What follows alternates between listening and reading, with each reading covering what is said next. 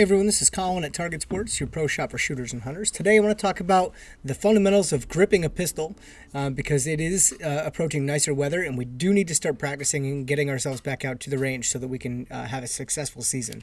So there are many of the fundamentals of shooting, especially of shooting handguns. The grip is one that I find most people do inappropriately, myself included until I was recently corrected. So just my disclaimer.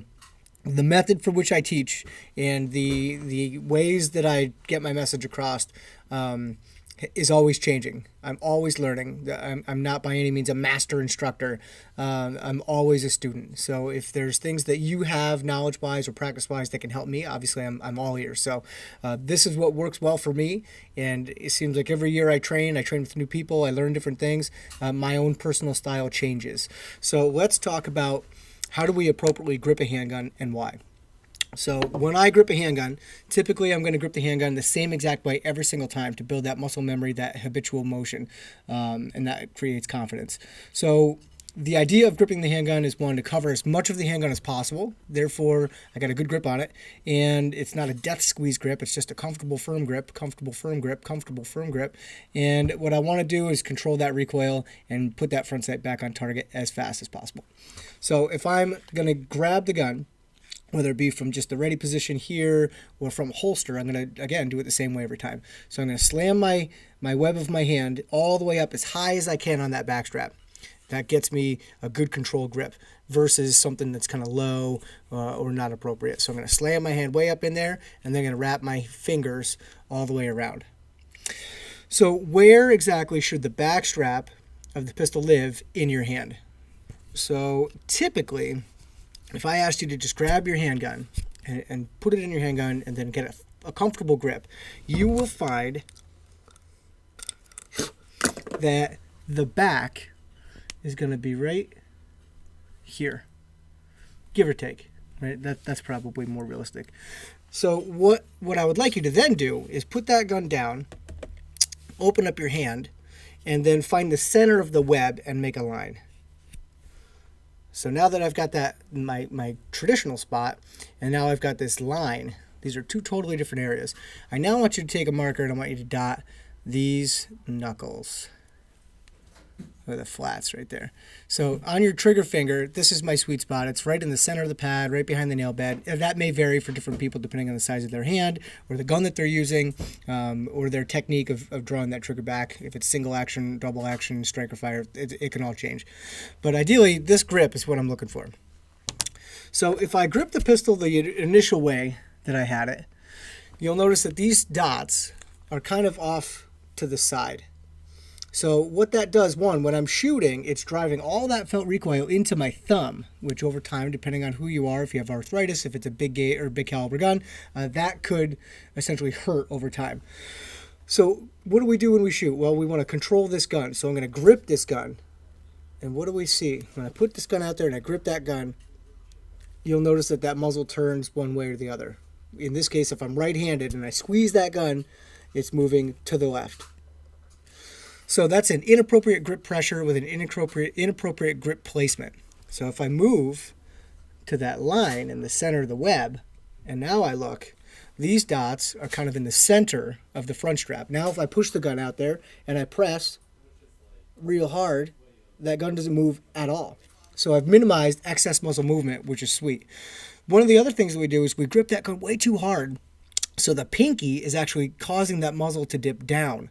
So what I'd like to do is really just increase grip pressure with my middle finger and that high thumb. Really vice grip it with just this middle finger and just that high thumb. These fingers are going to be there just for support.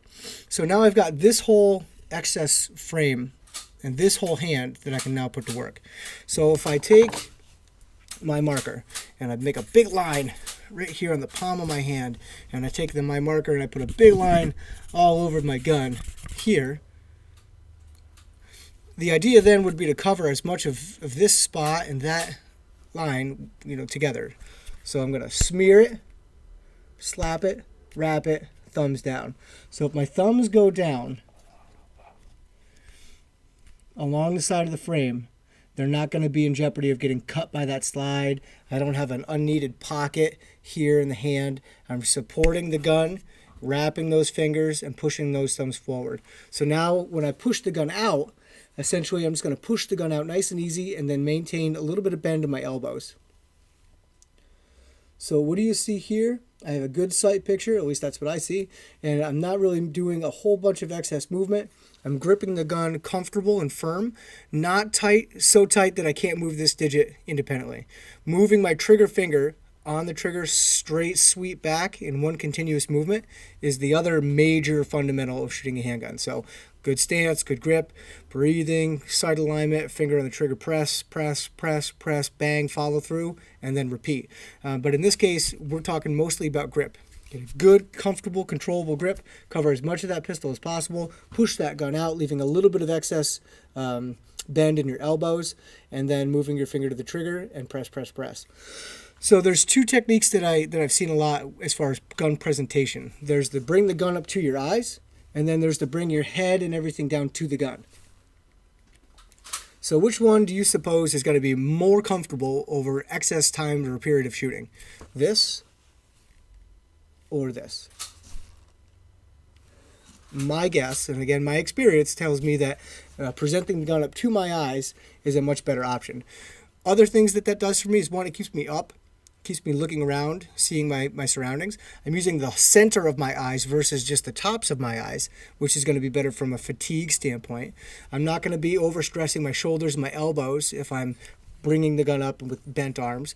And also, by bringing the gun up with bent arms, I can torque those elbows up, which increases a little bit of grip tension left and right.